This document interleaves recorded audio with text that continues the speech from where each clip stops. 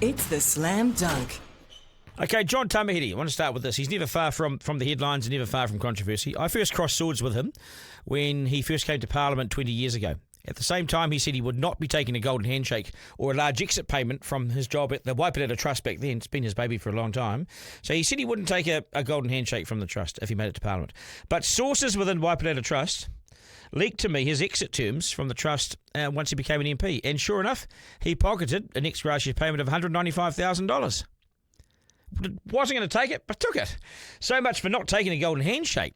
Most workers would consider that a pretty decent sum of money, I would have thought. And for a trust that dealt with unemployed young Māori and providing social services for those struggling to get ahead, $195K is a lot of money, especially when you pledge not to take it. So anyway, I've had this tense relationship with JT since then. Despite working together at Radio Live, we always looked at each other sort of warily and sideways, like, what's he up to? That's what I think anyway. Fast forward to today, and JT, he's still at Waipirata. That is really his baby. 200 workers amongst health services, social service agencies, apprenticeships. They do everything. They receive millions and millions from the government every year to provide these social services that the government doesn't have to, you see. So it's basically been farmed out to them. But I'm gobsmacked with what the Trust pays him and his executive team. It seems so out of step with what they do and who their clients are and the business they're in, and the fact that since 2008 they've been a registered charity. Now, before I say it, I'll just say from all accounts that the Trust does good work. The services are vital and well delivered. There's not a question about that. But here's the bit that sticks out like a massive red flag to me. 13 people on the senior executive team, 13 people in management. They run Waipirata, of which JT is the most senior as the chief executive. And the wage bill, I asked some people this before we did this podcast, and they said, wage bill for 13, I don't know, 3 million. The wage bill for 13 workers is almost $7 million. As an average, they're all on about $510,000 each. $500,000 each if you divide the sum equally, which of course it won't be. Tamihere's their leader, so you work it out, you get more. It's a 77% increase in executive salaries compared to a year earlier. They are filling their pockets, folks, and the joke is on us, the taxpayer, because we fund this agency with this large S. Where's the oversight of the tens of millions of bucks that we give them to provide services to the community? So if they're providing the services and paying themselves this, are we giving them too much? This is a community charity helping out struggling Māori families, providing health services, picking up the downtrodden, employment services. They do a huge amount of work in West Auckland. Now, to run the West Auckland charity, be paid more than the Prime Minister for running the country. It's incredible.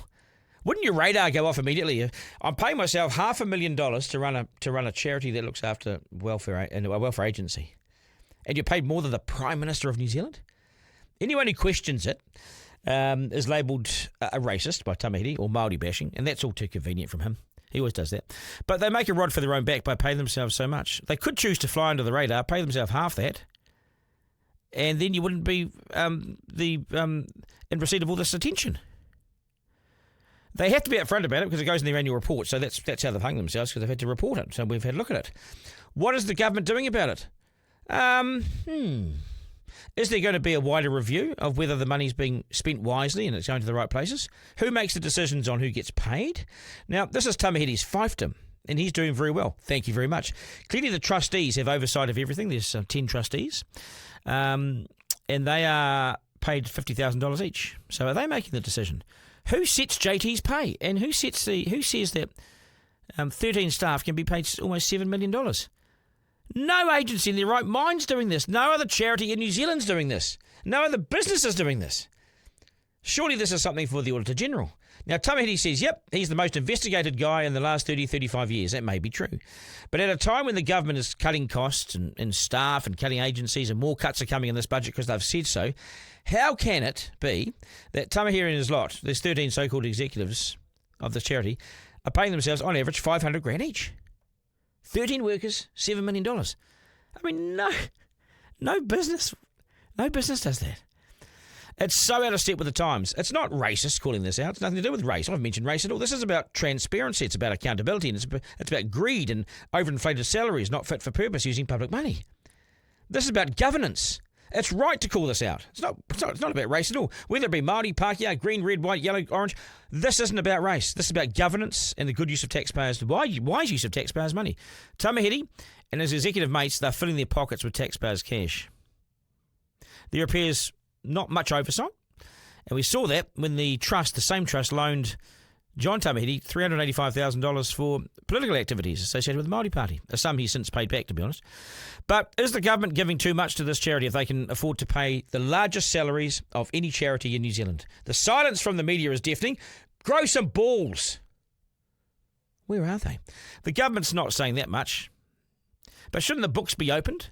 And shouldn't they have to justify such fat cat salaries, which are simply so out of step with other charities and other salaries that these charities pay their senior staff? I think it's an outrage. Editor-in-Chief with Duncan Garner.